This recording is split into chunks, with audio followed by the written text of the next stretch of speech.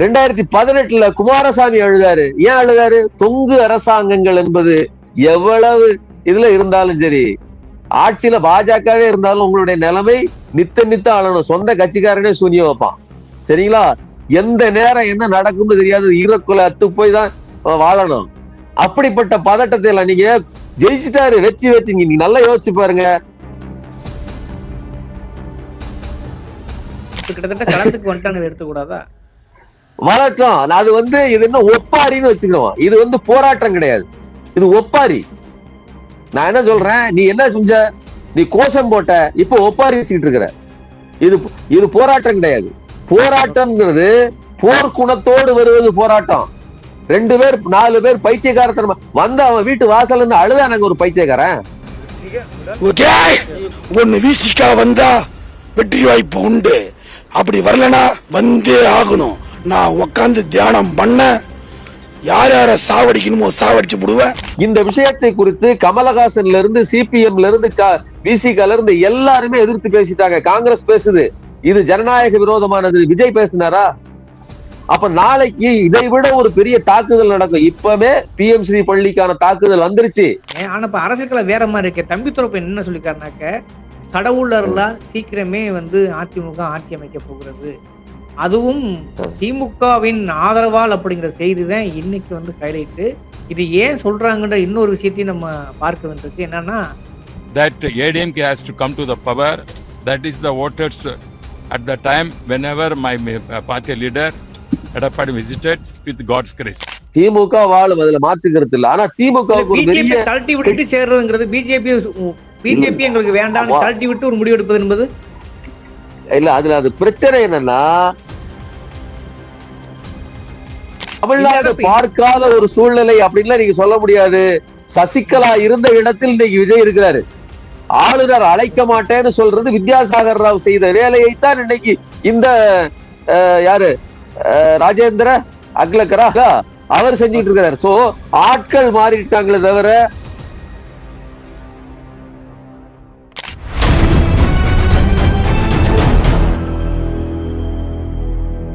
அறக்கழகம் பார்வையாளருக்கு வணக்கம். இன்று நான் சந்திக்கிற மிக முக்கியமான அரசியல் விமர்சகர், ஊடகவியலாளர் திரு சுமன் கவி அவர்கள். வணக்கம் தோழர். வணக்கம்.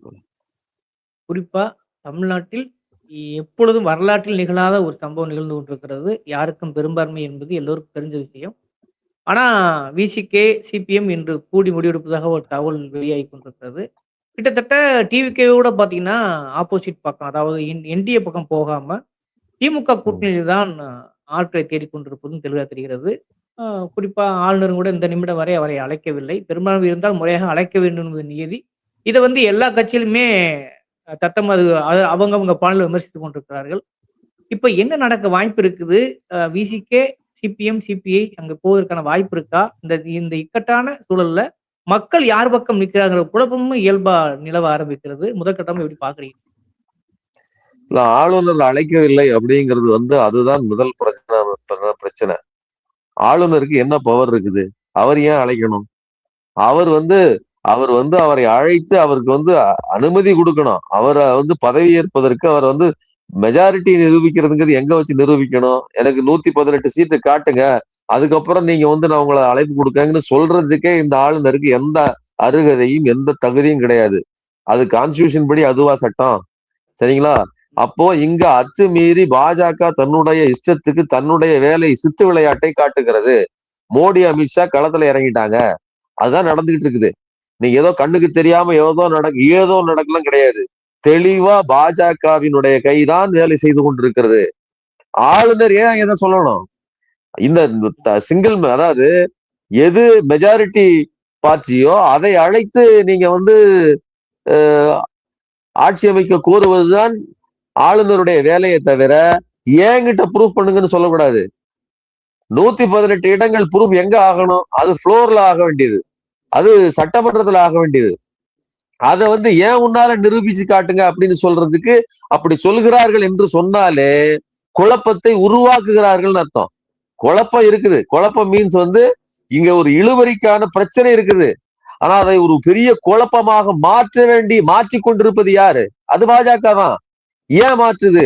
குழம்புன குட்டையில தான் மீன் பிடிக்க முடியும் அப்படிங்கிறது ஒரு பழமொழி. இப்படி இருக்கிற ஊர்ல, அதாவது நல்லா இருக்கிற ஊர்ல குழப்பத்தை ஏற்படுத்தி அந்த குழப்பத்தை இன்னும் கூடுதலாக்கி தங்கள் சாதகத்துக்கு ஒரு ஆட்சியை உருவாக்குவது, இதுதான் பாஜகவோட திட்டம். இப்படித்தான் எல்லா மாநிலங்களிலையும் போய் நின்றுக்குது. இன்னைக்கு விஜயனுடைய வெற்றியை கூட நான் பல முறை விமர்சிச்சிருக்கிறேன். இவிஎம்மினுடைய கை இல்லாமல், பாஜகவினுடைய கை இல்லாமல் 10% வாக்குகள் விஜய்க்கு அதிகமாக விழுந்திருக்கிறது. அந்த அடிப்படையில் தான் இன்னைக்கு விஜய் இது பண்ணியிருக்காரு. இன்னொன்னு, ஒரு தொங்கு அரசாங்கத்தை உருவாக்க வேண்டும்ங்கிற திட்டம் பாஜகவுக்கு இருந்துச்சு. அதையும் அவர்களே அங்கேயே முடிவு பண்ணிட்டாங்க. அதனாலதான் நீங்க ஆக்சிஸ் மை இந்தியா எக்ஸாக்டா ஒரு தொங்கு அரசாங்கத்துக்கான நம்பரை கொடுக்குது. இருந்து டைம்ஸ் ஆஃப் இந்தியால இருந்து மத்த தேசிய ஊடகங்கள் எல்லாம் தொங்கு அரசாங்கம் மீண்டும் மீண்டும் ஏன் பேசினாங்க? தமிழ்நாட்டுல அப்படி களம் இருந்துச்சா? தமிழ்நாட்டுல நீங்க பாத்தீங்களா? வெல்வம் 200ன்னு சொல்லும் போது 200க்கான எல்லா பிளாட்ஃபார்ம் இருந்து எல்லாம் இருந்துச்சு. விஜய்க்கு வந்த ஒரு சில பைத்தியக்கார கூட்டத்தை தவிர சாதாரண மக்கள் யாரும் இதுக்கு ஓட்டு போடல. அப்போ விஜய்க்கு கிடைத்தது 24% தான். 10% என்பது கூடுதலாக, அதாவது ட்ரீக் பண்ணப்பட்ட வாக்குகள், ஸ்வாப் பண்ணப்பட்ட வாக்குகள், திருடப்பட்ட வாக்குகள். அது திமுகவில இருந்து விஜய்க்கு போய் சேரப்பட்டது. அப்ப இந்த செட்டப் உருவாகணும்னு பாஜக விரும்பினுச்சு. ஆனா என்ன பிரச்சனைனா, இந்த நாடகத்தில் விஜய்க்கு முற்போக்கு முகம் பூசி, இவர் ஆன்டி ஹீரோ இல்ல, இவர் ஹீரோ, ஜீவரட்சகன் பூசியாச்சு. சிறுபான்மையினரின் நலனின் பாதுகாவலன், தலித்துகளின் பாதுகாவலன், இப்படி தன்னைத்தானே வரித்து கொண்டுதான் நிக்கிறாரு. திமுகவுக்கு ஆல்டர்னேட் நான் தான்ங்கிறாரு. ஆனா பாஜக இன்னைக்கு என்ன பண்ணுது அப்படின்னா, ஜெயிக்க வச்சிட்டோம், ஆனா நீ காங்கிரஸ் கூட போய் நின்றுட்டு உன்னுடைய கிரெடிபிலிட்டியை நீ தக்க வைக்காத. இங்க பிரச்சனை என்னன்னா, காங்கிரஸ் கூட்டணி வச்சுட்டு வச்சுக்கோங்க. இப்போ யோசிச்சு பாருங்க, திமுகவோட கூட்டணி நின்று காங்கிரஸ் 10 இடங்களை மொத்தமாக ஜெயிக்கிறது. அதை உடைக்கிறதுக்காகத்தான் அவர்கள் பாடுபட்டார்கள். இன்னைக்கு உடைச்சிட்டாங்க. முதல் வெற்றி. காங்கிரஸ் நன்றி கட்டத்தனமாக, அதாவது கூட சேர்ந்திருந்த கட்சியிட்ட போய் ஒரு நன்றி தெரிவிக்க கூட செய்யாம அப்படியே போய் அங்க போய் சேர்ந்ததுங்கிறது பச்சை துரோகம். அந்த துரோகத்தை மேலிருந்து திட்டவட்டமாக பாஜக ரொம்ப அழகாக காய் நகர்த்தி முடிச்சிருச்சு. ஆனா இனிமேல் இப்படியே விட மாட்டாங்க. இனிமேல் என்ன பண்ணுவாங்க, தங்களது தேவைக்குன்னு சொல்றது, இன்னைக்கு 40 எம்எல்ஏக்களை வச்சுக்கிட்டு 47 பேர், அதுல 6 பேர் வரல, 41 பேர் மட்டும்தான் போயிருக்காங்க. மீண்டும் ஒரு கூவத்தூர் நடந்துகிட்டு இருக்குது. கூவத்தூர்ல இருந்து உருவாகி வந்தவர் தான் எடப்பாடி பழனிசாமி 2017. இன்னைக்கு கூவத்தூர்ல இருந்து அப்படியே கொஞ்சம் தூரம் தண்ணி போனீங்கன்னா, ஒரு 60 கிலோமீட்டர் தண்ணி போனீங்கன்னா பாண்டிச்சேரி. பாண்டிச்சேரியில் அதே சினாரியோ, அதே இது. இன்னும் கொஞ்ச நாள் கழிச்சு அங்க என்னென்ன ஆட்டம் போட்டாங்கிறது கூட வரும். சரிங்களா? எதுக்கு சொல்ல வரேன்னா, தமிழ்நாடு பார்க்காத ஒரு சூழ்நிலை அப்படின்லாம் நீங்க சொல்ல முடியாது. சசிகலா இருந்த இடத்தில் இன்னைக்கு விஜய் இருக்கிறாரு. ஆளுநர் அழைக்க மாட்டேன்னு சொல்றது வித்யாசாகர் ராவ் செய்த வேலையைத்தான் இன்னைக்கு இந்த யாரு ராஜேந்திர அக்லக்கரா அவர் செஞ்சுட்டு இருக்கிறார். சோ ஆட்கள் மாறிட்டாங்களே தவிர அதே நாடகம், அதே சீனு.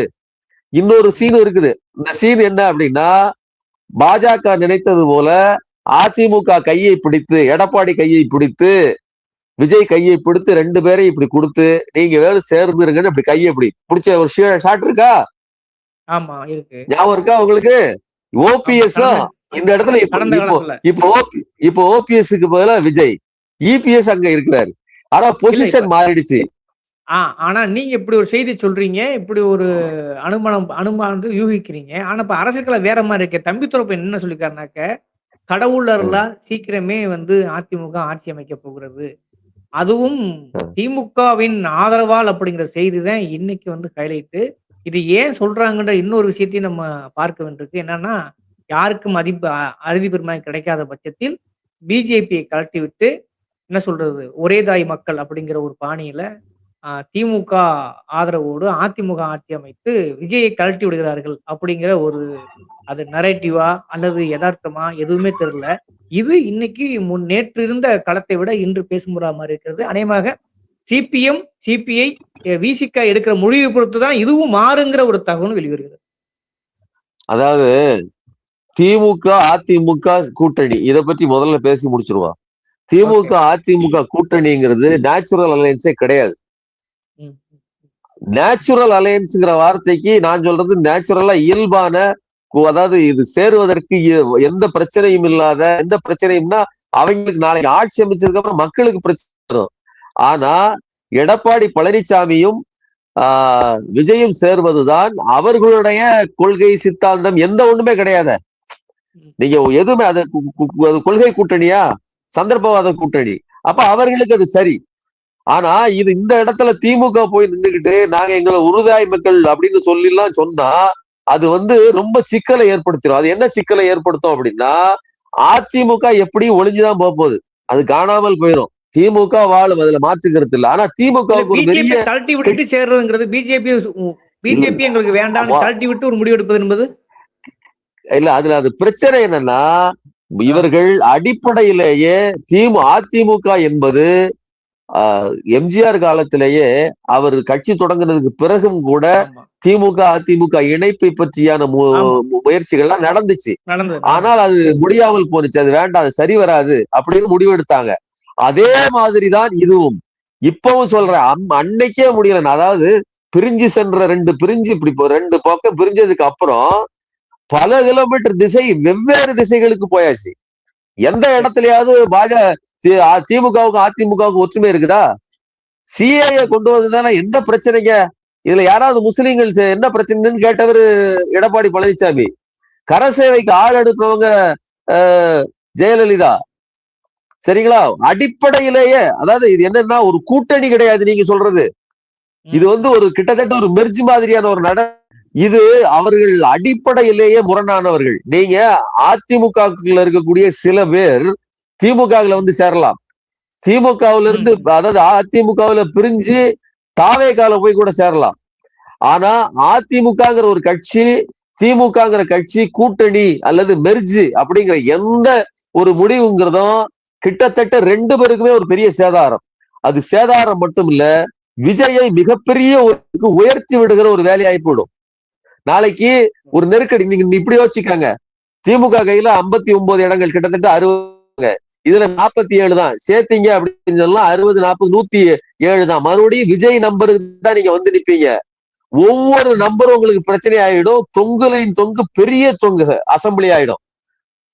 தொங்கு அரசாங்கத்திலேயே நெருக்கடி நிறைந்த தொங்கு அரசாங்கம் ஆயிரும். அந்த நெருக்கடிக்கு ஸ்டாலின் போய் நிக்கணுமா? சார், நான் லாஜிக்கா பேசுறேன். ஸ்டாலினுக்கு இது கிட்டையே பேசக்கூடாது. இப்போ கனிமொழி சொல்லிட்டாங்க, இளங்கோவன் சொல்லிட்டாரு. சரிங்களா? அவரு சொல்லிட்டாரு, வாய்ப்பே இல்லை, இது இல்லைன்னு சொல்லி திமுக தரப்பிலிருந்து தெளிவாக சொல்லிவிட்டார்கள். நாங்க ஏற்கனவே சொல்லிட்டாங்க, நாங்க எதிர்கட்சியாகத்தான் இயங்க போகிறோம், எங்களுக்கு ஆட்சிக்குள்ள போகிறதுக்கு எந்த விருப்பமும் இல்லைன்னு நேரத்தே சொல்லியாச்சு. ஆனா இப்போ இப்படி வருகிற செய்தி என்பது அதிமுகவும் திமுகவும் இணைகிறது அல்லது கூட்டணி வைக்கிறது சொல்லி திமுக தரப்பிலிருந்து ரெண்டு தெளிவா பேசியாச்சு.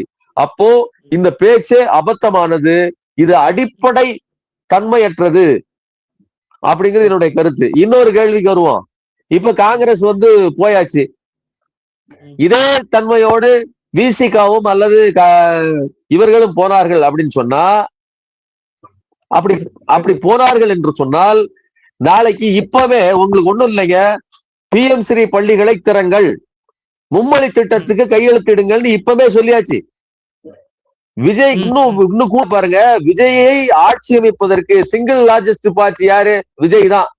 விஜயை அழைக்கணும், அதுதான் அவருடைய வேலை. அதை செய்யாம இப்பவே தில்லுமுள்ளு பண்றாங்க. இந்த விஷயத்தை குறித்து கமலஹாசன்ல இருந்து, சிபிஎம்ல இருந்து, விசிகால இருந்து எல்லாருமே எதிர்த்து பேசிட்டாங்க. காங்கிரஸ் பேசுது இது ஜனநாயக விரோதமானது. விஜய் பேசினாரா? அப்ப நாளைக்கு இதை விட ஒரு பெரிய தாக்குதல் நடக்கும். இப்பவே PM ஸ்ரீ பள்ளிக்கான தாக்குதல் வந்துருச்சு. நாளைக்கு நீங்க விசிகா போய் உள்ள உட்கார்ந்துருப்பீங்க, சிபிஎம் உள்ள உட்கார்ந்துருக்கோம். உங்க கையாலேயே நீங்க இந்த அநியாயங்களை எல்லாம், நீங்க அக்கிரமங்களுக்கு எல்லாம் உடன்பட்டு கையெழுத்து போட வேண்டிய நிலைமை வரும். அன்னைக்கு நீங்க என்ன பண்ணுவீங்க? இன்னைக்கு வெறுமனே அரசியல் அதிகாரம்னு சொல்லிட்டு போயிட்டு உங்க கையாலேயே எல்லா குற்றங்களையும் செய்வதற்கு அவர்கள் செய்வார்கள். புரியுதுங்க உங்களுக்கு? அப்ப இந்த பாவங்களை எல்லாம் விஜய் தாங்க மாட்டார். விஜய் ஒருபோதும், விஜய்க்கு பிரச்சனையே கிடையாது. நீங்க அது ஒரு யூடியூப்லயோ இல்லைன்னா ட்விட்டர்லயோ அல்லது இன்ஸ்டாகிராம்லயோ ஒரு ரீல்ஸ் போட்டா போதும், அவர்களுடைய தொண்டர்கள்னு சொல்லுகிற நெருங்கி கொடுக்கக்கூடிய ஒரு கூட்டம் இருக்குல்ல, ஒரு மாப், ஒரு எந்த அடிப்படையும் அறிவுமற்ற தற்குறி கூட்டம், அது வந்து நம்ம நாளைக்கு நெருக்கடின்னு சொல்லிட்டு இந்த பிரச்சனை காரணமாக இவர்கள் பின்வாங்கினால் பாருங்க, என்னை கவுத்துட்டாங்கன்னு சொல்லி விஜய் விக்டிம் கார்டு எடுப்பார். ரெண்டாவது எலெக்ஷன் வந்துச்சுன்னா விஜய்க்கு இன்னும் ஹைப் ஏறும். இவ்வளவு தெரியாமலாம் வந்து ஒரு இவ்வளவு நாள் நீங்க அரசியல் பண்ணிட்டு இருக்காங்க இந்த கட்சிகள், சரிங்களா? இது அதனால இந்த கூட்டணி அமையவே வாய்ப்பில்லை, அமையக்கூடாது. அமைஞ்சிச்சு அப்படின்னு சொன்னா ஒவ்வொரு பிரச்சனைக்கும் அந்த தாக்குதலுக்கும் அதற்கான அந்த பேரை, கெட்ட பெயரை திரும்ப பெற்றுக்கொள்ள வேண்டும். அப்புறம் சிபிஎம் கம்யூனிஸ்ட் பெற்றுக்கிடுவாங்க. எல்லாத்துக்கும் நாங்க ஹிந்தி திணிப்புல இருந்து எல்லா அநியாயங்களுக்கும் எல்லா சட்டத்திட்டங்களுக்கும் விஜய் உடன்படுவார். விஜய் பதில் சொல்ல மாட்டாரு. அவர் பிரச்சனைக்கே சொல்லலையே. இன்னைக்கு ஆளுநருக்கு எதிராக இன்னைக்கு ஸ்டாலினா இருந்தா ஆளுநர் என்ன பாடுபடுத்திருப்பாரு நீங்க யோசிச்சு பாருங்க. அதாவது தொங்கு அரசாங்கம் நடந்துச்சுன்னா திமுகவுக்கே நெருக்கடி தான். ஆனாலும் ஆளுநர் இங்க ஆட வேண்டிய அவசியம் இல்லை. இதை திமுக அடிக்கும். விஜய் இப்படி ஒரு தொடை நடுங்கி ஒரு பயந்தாங்குழியை நீங்க வச்சுக்கிட்டு, ஒரு அட்டை கட்டியை வச்சுக்கிட்டு நீங்க ஏன் வந்து போருக்கு போறீங்க? நீங்க ஏன் களத்துல இறங்குறீங்க? இப்ப இப்படி யோசிச்சு பாருங்க. இன்னொரு விஷயத்தையும் சொல்றேன். காங்கிரஸ் திமுக கூட்டணி ஒன்றாக இருப்பதனால்தான் அங்கே தமிழ்நாட்டில் எம்பி சீட்டு ஒண்ணு கூட ஜெயிக்க முடியல. 39 காலி ஆகுது. புதுச்சேரியில ஒண்ணும் காலி ஆயிடுச்சு. மொத்தமா 40 சீட்டு சொலையா எடுத்து கொடுக்குறாங்க. ஒண்ணும் இல்லாத காங்கிரஸுக்கு 10 சீட்டை தூக்கி அப்படியே பாக்கெட்ல கொடுக்குறாங்க.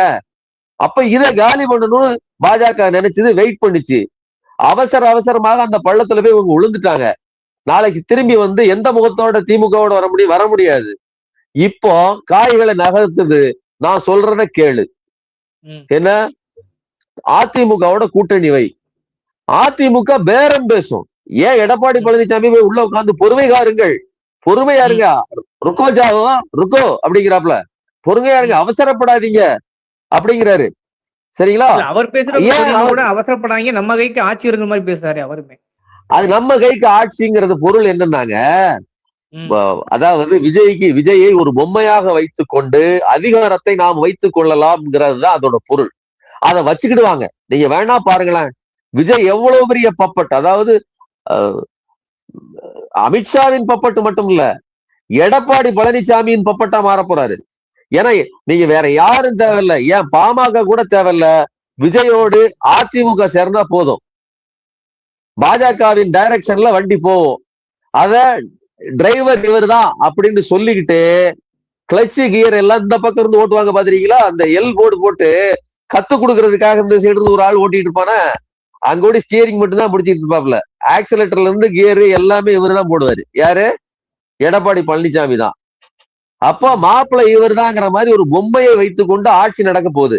இந்த கோமாளி கூத்தை எல்லாம் இன்னைக்கு தற்குறி கூட்டமா ஓட்டு போட்டு நிக்கிறான்ல பைத்தியக்காரன், அவன் பாப்பான். அவனுக்கு ஒரு அறிவும் கிடையாது, ஒரு அரசியல் அறிவும் கிடையாது. எல்லா இடங்களையும் இன்னைக்கு அவங்க போராட ஆரம்பிச்சிருக்காங்க. குறிப்பாக கவர்னர் மாளிகை கூட பெரிய அளவுக்கு போராட்டம் வெடிச்சிருக்குது. இப்ப கிட்டத்தட்ட களத்துக்கு வந்துட்டாங்க, எடுத்துக்கூடாதா? வரட்டும். அது இது என்ன ஒப்பாரின்னு வச்சுக்கிறோம். இது போராட்டம் கிடையாது, இது ஒப்பாரி. நான் என்ன சொல்றேன், நீ என்ன செஞ்ச? நீ கோஷம் போட்ட, இப்ப ஒப்பாரி வச்சுக்கிட்டு இருக்கிற. இது போராட்டம் கிடையாது. போராட்டம்ங்கிறது போர்க்குணத்தோடு வருவது போராட்டம். 2 பேர் 4 பேர் பைத்தியக்காரத்தனமா வந்து அவன் வீட்டு வாசல் இருந்து அழுதானாங்க. ஒரு பைத்தியக்காரன் விஜய் வீட்டுல நின்றுட்டு அப்படியே அழுதாராங்க. அப்படியே என்ன விதமான ஆர்கசத்துல இருக்கிற நீ? என்ன விதமான இதுல இருக்கிற? அப்ப இப்படிப்பட்ட ஒரு கல்ச்சரை, ஒரு கேடுகட்ட கல்ச்சரை உருவாக்கி வச்சிருக்கிற விஜயோடு எதற்காக முற்போக்கு சக்திகள் சேரணும்? சரிங்களா? விஜய் ரீஎலெக்ஷன் வச்சு 200க்கு 200 கூட ஜெயிச்சுட்டு போட்டோம், அது எனக்கு பிரச்சனையே கிடையாது. அதற்கு பாஜக இடம் கொடுக்கட்டும், அது முடிஞ்சிட்டு போட்டோம். 5 வருஷம் நம்ம தண்டனை, ஆயுள் தண்டனை அனுபவிக்கிறாங்கல்ல, அதே மாதிரி 5 வருஷம் தண்டனையை நாம அனுபவிப்போம். ஏற்கனவே 2017 இருந்து 21 அதுதான் அனுபவிச்சோம். அதனால செத்துலாம் போக போறது இல்லை யாரும். நெருக்கடி இருக்கும், சரிங்களா? ஆனா அந்த நெருக்கடியை எதிர்த்தரப்பிலிருந்து ஒரு பிரதான எதிர்கட்சியாக இருந்து திமுக வலுவாக, விஜயோ அல்லது எடப்பாடி பழனிசாமி யாரு வந்தாலும் சரி, அவர்கள் கையை பிடித்து இந்த நமது தீர்ப்புகளை எழுத வைப்பதற்கு எதிர்கட்சியால் முடியும். ஒரு வலுவான எதிர்க்கட்சியால் முடியும். ஒரு நல்ல எதிர்க்கட்சியாக திமுக செயல்படும். இதுதான் என்னுடைய சஜஷன். அதான் நடக்க போகுது. அப்போ எடப்பாடி பழனிசாமியும் விஜயும் சேர்ந்திருப்பார்கள். புசி ஆனந்துக்கு என்னங்க தெரியும்? இட்டு உருவாரு. சரிங்களா? அந்த வேலைக்கு அவரை வச்சிருப்பாங்க. சரி, முஸ்தபா, இவர்கள் எல்லாம் அறிவு ஜீவிகள். இவர்கள் எல்லாம் கொண்டு பரமார்த்த குருவின் சிஷியர்கள். குதிரை முட்டை வாங்கிய கதையைத்தான் இவர்கள் செய்வார்கள். அப்போ கொஞ்சமாக அட்மினிஸ்ட்ரேஷன் ஆல்ரெடி தெரிந்த அதிமுகவோடு அவர்கள் இருப்பது அவங்களுக்கு அரசியல் எதிர்காலம்லாம் ஒண்ணும் கிடையாதுங்க. விஜய்க்கெல்லாம் இப்ப இருக்கிற பாருங்க, இந்த தொங்கு அரசாங்கத்திலேயே விஜய் அதிகமாக, நான் என்ன சொல்றேன்னா, ஒருவேளை மனசு சரியில்லை அப்படின்னா ஒண்ணு தூக்க மாத்திரை போட்டுக்கணும், இல்லைன்னா ஏதாவது போதைப் பொருள் எடுத்துக்கணும். விஜய் இதுல எந்த பழக்கத்துக்கு உள்ளாக போறாருன்னு தெரியல, அல்லது ஆயிருக்காருன்னு எனக்கு தெரியல. சரிங்களா? நிம்மதி கெட்டு தூக்கம் இல்லாமல் ஒவ்வொரு நாளும் டோசேஜ் அதிகமாக போகுது, அளவு அதிகமாக போகுது. எதை எடுத்துக்கொள்ள போகிறாருன்னா வித்தியாசம். குமாரசாமி அழுதார, எடியூரப்பா அழுதார மேடையில, பாஜக காரரு. அது 2021 2018 குமாரசாமி அழுதாரு. ஏன் அழுதாரு? தொங்கு அரசாங்கங்கள் என்பது எவ்வளவு இதுல இருந்தாலும் சரி, ஆட்சியில பாஜகவே இருந்தாலும் உங்களுடைய நிலைமை நித்த ஆளணும். சொந்த கட்சிக்காரனே சூனியம் வைப்பான். சரிங்களா? எந்த நேரம் என்ன நடக்கும்னு தெரியாது. ஈரக்குலை அத்து போய் தான் வாழணும். அப்படிப்பட்ட பதட்டத்தை எல்லாம் நீங்க ஜெயிச்சுட்டாரு, வெற்றி நீங்க நல்லா யோசிச்சு பாருங்க. தோத்துட்டாங்க, திடகாத்திரமாக போய் களத்துல நிக்கிறாரு யாரு? ஸ்டாலின். அந்த மக்கள் கொந்தளிச்சு அழுறாங்க, என் தெய்வமே நீ போயிட்டியே அப்படின்னு. ஒரு பாகுபலியை பார்த்தது மாதிரி குளத்தூர் மக்கள் பாக்குறாங்க. மிசின்ல சூடு வச்சுட்டு நம்மளை ஏமாத்திட்டாங்களே, நாங்க போடலையே அப்படிங்கிற மாதிரியான உணர்ச்சியில அப்படி நிக்கிறாரு. நீ என்னவா நிக்கிற? நீ அந்த அச்சத்தின் உச்சத்துல இருக்கிற. நான் தான் சொல்றேன், ஒவ்வொரு நாள் இரவும் டோசேஜை நீ அளவை அதிகரிக்க வேண்டும். அது எந்த பொருள் எதுன்னு எனக்கு தெரியாது, என்னத்தை நீங்க எடுத்துக்கிட போறீங்கன்னு தெரியாது. அதுதான் நடக்க போகுது. ஏன் 1997 to 98 ஜெயலலிதா வாஜ்பாய்க்கு கொடுத்தது என்ன? தூக்கமற்ற இரவுகள். இனிமேல் விஜய்க்கு தூக்கமற்ற இரவுகள். அப்போ காங்கிரஸை காலி பண்ணணுங்க. காங்கிரஸ் விஜயோடு சேர்ந்து நின்று அது 2029 வேலை செய்யும். அது சீட் கன்வர்ஷன் பண்ணி கொடுக்கும். அதை பாஜக பாத்துக்கிட்டு இருக்குமா? எனக்கு பாஜக அவ்வளவாங்க விட்டாள்.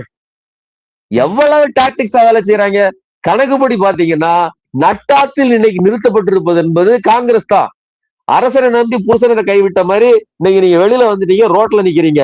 நாளைக்கு விஜயை விட்டு கிரீஸ் டப்பாவை மீச்ச மாதிரி தள்ளி விட போறாங்க. இருக்கிற காங்கிரஸ்காரன் நோட்ல நிக்க போறான். இதான் நடக்க போகுது. அவங்க அங்க அதிமுக கையை பிடித்து வித்யாசாகர் ராவ் செய்ததை நான் மீண்டும் முதல்ல சொன்னதை ரெண்டாவது முடிச்சு போடுறேன். கையை பிடித்து சேர்த்து வைப்பார்கள். எடப்பாடி பழனிசாமி பேரத்தில் சரியாக நிகழ்த்துவார். இருக்கிறது குறைவாக இருந்தாலும். ஆமாங்க, ஏங்க 4 சீட்டை வச்சுட்டு சௌமியா அன்புமணிக்கு துணை முதல்வர் வேணும்னு கேட்கிற மாம்பழ வியாபாரி கேட்க முடியும்னா, ஏன் எடப்பாடி பழனிசாமி 47 வச்சுட்டு கேட்க முடியாதா? அவர் சொல்றது அதுதான், பொறுமையா இருங்கப்பா, நம்ம கையில அதிகாரம் வரும்.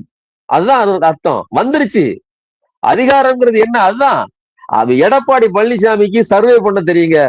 அவரு விஜயை வச்சுக்கிட்டே சர்வே பண்ணுவாரு. இன்னும் கூடுதலா சொல்றேன், இந்த கட்சிகள் ரெண்டும் மெர்ஜ் ஆகிறது கூட வாய்ப்பு இருக்கு. எந்த பேர்ல மெர்ஜ் ஆக போறாங்கிறது தெரியாது. ஏன்னா அதிமுகவுக்கு ஒரு பிரபல்ய முகம் தேவை, அது இல்ல. எடப்பாடி பழனிசாமிக்கு அட்மினிஸ்ட்ரேஷன் தெரியும். சரிங்களா? அட்மினிஸ்ட்ரேஷன்ங்கிறது அவர் உதய் மின்திட்டத்துக்கு கையெழுத்து போடுவாரு, விவசாய சட்டங்களுக்கு வாக்கு போடுவார், அது வேற விஷயம். ஆனா இந்த லோக்கல் பாடியை எப்படி கண்ட்ரோல் பண்றதுன்னு எடப்பாடிக்கு தெரியும். அதை வச்சுக்கிட்டு அவங்க மேல என்ன செய்யணுமோ செய்வாங்க. போராடி அவர்கள் கையாலேயே அதை செய்ய வைக்கணும். நான் இப்ப ஒன்னும் பிரச்சனை இல்லைங்க, நடந்து முடிந்தது தப்பு கிடையாது. உண்மையிலேயே அந்த ஜெயலலிதா போன இடத்தை மேட்ச் பண்ணணும்னா எடப்பாடி விஜய் டூவல் தான் கரெக்ட். ஏன்னா ஜெயலலிதாவுக்கு இல்லாத, ஜெயலலிதாவிட்ட இருந்த அந்த கரிஸ்மாட்டிக் முகம் விஜய் கிட்ட இருக்குது. ஜெயலலிதாவுக்கு இருக்கிற அந்த பேரம் பேசுகிற அல்லது அட்மினிஸ்ட்ரேஷன் அந்த திறன் எடப்பாடி கிட்ட இருக்கு. ரெண்டும் சேரணும். விஜய் ஒருபோதும் இந்த இடத்துக்கு வர முடியாது. இன்னொன்னு, இந்த இடத்துல புசி ஆனந்த் இந்த ஏஜென்ட்டுகள்லாம் இருக்காங்களா, அவங்க எல்லாம் காலி. இனிமேல் எடப்பாடி நினைச்சதுதான் நடக்க போகுது. அதைத்தான் அவர் சொல்றாரு. அவர் சொல்லுவது முற்றிலும் சரி. இதுதான் நடக்க போகிறது, இதுதான் நடக்கவும் வேண்டும். முடிஞ்சது முடிஞ்சு போச்சு. இனிமேல் அதாவது ஐயோ விஜய் ஜெயிச்சிட்டாரு, ஐயோ விஜய்க்கு இனிமேல் ஒரு சஸ்டென்ஷன் வாழ்க்கை உண்டு. ஆனால் அது ஒரு நிம்மதியற்ற வாழ்க்கை. சொகுசா எல்லா கார்களையும் வாங்கி வச்சுக்கிட்டு வரி கூட கட்ட, நீங்க நல்லா கவனிங்க, அந்த வரி கட்டாத கேஸ மறுபடியும் தூசி தட்டிட்டாங்களே. புரியுங்களா? அது ஹியரிங் வந்துருச்சு. 1.5 கோடி 15 கோடி வரி கட்டல, 1.5 கோடி 10% தூசி தட்டி தூக்கிட்டாங்களே. அப்போ எல்லா பக்கமும் நெருக்கிறாங்க, இன்னும் கூடுதலா நெருக்குவாங்க. நிம்மதியற்ற இரவுகள், தூக்கமில்லாத இரவுகள் இனி தொடரும். விஜயின் தலைவிதி இதுதான். எடப்பாடி அவர் சர்வே பண்ணிக்கிடுவாரு அப்படிங்கறது என்னுடைய கருத்து. ஓகே, அப்ப பீச்சில் வந்து உதயநிதியா விஜயான்னு போறதுக்கான வாய்ப்புகள் இருக்கான்னு? உதயநிதியா விஜயா அப்படிங்கிறதுல விஜய் அந்த இடத்தில் இருப்பார்னு நான் சொல்லிட்டேன். விஜய் இருப்பார், இருக்கட்டும். ஒரு அரசியல் களம்னா அதுல யார் ஹீரோ யார் காமெடியன்கிறத காலம் தான் ப்ரூவ் பண்ணும். களத்துல நின்று டயலாக் பேசுறாங்க கிடையாது. உதயநிதி இனிமேல் பேசக்கூடிய ஒவ்வொரு விஷயமும் அது மக்களுக்கு புரியும். எது அரசியல் இன்னைக்குதான் பாக்குறானே. உங்க அண்ணன் தான் வாய் திறக்க மாட்டேங்கிறானே. நீ எவ்வளவுதான் முட்டு கொடுப்ப, எத்தனை வருஷம் முட்டு கொடுப்ப? முட்டு கொடுத்து தலை வழுக்கையாகி போக போகுது. அந்த அளவுக்கு நிலைமை ஆக போகுது. இதற்கு மேலும் ஏன் இன்னொரு நன்மை என்ன அப்படின்னு சொன்னா, எந்த அரசியலும் அறிவற்ற ஒரு தற்கொலை கூட்டம் உள்ள வந்ததுனால குறைஞ்சபட்சம் இனிமேல் பாடினா என்ன, லோக்கல் பாடினா என்ன, அட்மினிஸ்ட்ரேஷனா என்ன, வாக்குனா என்ன, திமுக என்ன செய்கிறது, எடப்பாடி என்ன செய்து கொண்டிருக்கிறார், விஜய் என்ன செய்ய முடியும், விஜய் உண்மையிலேயே ஆற்றல் மிக்க ஹீரோ தானா அல்லது பாஜகவினுடைய கையில் இருக்கிற ஒரு பப்பட், ஒரு கோமாளியா, ஒரு காமெடியனா? நீங்க நல்லா யோசிச்சு பாருங்க. அரசியல் களத்தில் விஜய் கோமாளியாக போகிறார். வில்லனா கூட ஆகல. வில்லனுக்கு கூட ஆற்றல் உண்டு படத்துல. ஆனால் உதயநிதி ஒரு சூப்பர் ஸ்டாராக ஆக போகிறார். உதயநிதி நீங்க சாதாரணமா நினைக்கிறீங்க, அவர் திரைப்படம் வேற. நீங்க நல்லா புரிஞ்சுக்கங்க. அதாவது ஒரு திருக்குறள் உண்டு. அதாவது தண்ணீருக்குள் தோற்று போகிற, அதாவது தண்ணீருக்குள் வெல்லுகிற முதலை நிலத்துக்கு வந்ததுன்னா யானையிடம் தோற்று போகும்னு ஒரு திருக்குறள். அந்த திருக்குறள் டக்குன்னு ஞாபகம் அடைகிறது வரை. நீரில் வெல்லுகிற முதலை நிலத்துக்கு வந்தா யானையில தோற்றுரும் அப்படிங்கிறது. அதேதான் சொல்லுவாரு. பகல் வெல்லும் கூகை, இரவு வெல்லும் காக்கை, வேந்தற்கு வேண்டும் பொழுது. அதுவும் ஒரு திருக்குறள். பகல்ல ஜெயிக்கிற ஒன்று இரவில் தோற்றுவிடும், இரவில் ஜெயிக்கிற ஒன்று பகல்ல தோற்றும். காலம் வேண்டும், காலமும் வேணும். திருக்குறள் சொல்லியிருக்காரு. அதே மாதிரி இடமும் வேண்டும். சினிமாங்கிற ஃபீல்டுல நீ கிங்குப்பா, உன் டான்ஸ உதயநிதி ஆட முடியாது. ஆனா அரசியல் களத்தில் உதயநிதி ஆடுகிற டான்ஸ உன்னால ஒரு ஸ்டெப் கூட போட முடியாது. இனிமேதான் ஆட்டத்தை நீ பார்க்க போற. ஓகே, இது வந்து எப்பொழுதுமே ஏற்படாத ஒரு சூழல். அது அநேகமாக 1958 ஒரு மாதிரி நடந்துச்சு, 2006 நடந்துச்சு. அது கூட இந்த அளவுக்கு துங்கு செய்ய வந்தாலும் கூட்டணி கட்சியோட ஆட்சிகள் அமைத்தன. ஆனா என்னன்னா, இந்த முறை வந்து யாருக்கு அதிக பெரும்பான்மை, யார் ஆட்சி அமைக்க போறா அப்படின்னு இந்த நிமிடம் வரை குழப்பங்கள் ஏற்படுகிறது. இதுல மிக மிக முக்கியமாக எந்த கோணத்தில் போனாலும் கூட சிபிஎம், சிபிஐ, விசிக இவர்கள் எடுக்கிற முடிவுகள் தான் அநேகமாக இந்த தேர்தல் களத்தை தீர்மானிக்கும் என்று திடமாக நம்ப முடிகிறது. உங்களின் விமர்சனங்களையும் அப்படியே மக்களின் பார்வைக்கு விட்டு விடுகிறேன். இந்த விவாத சொல்ல அறக்களத்துக்கு நேரம் ஒதுக்கி நன்றி.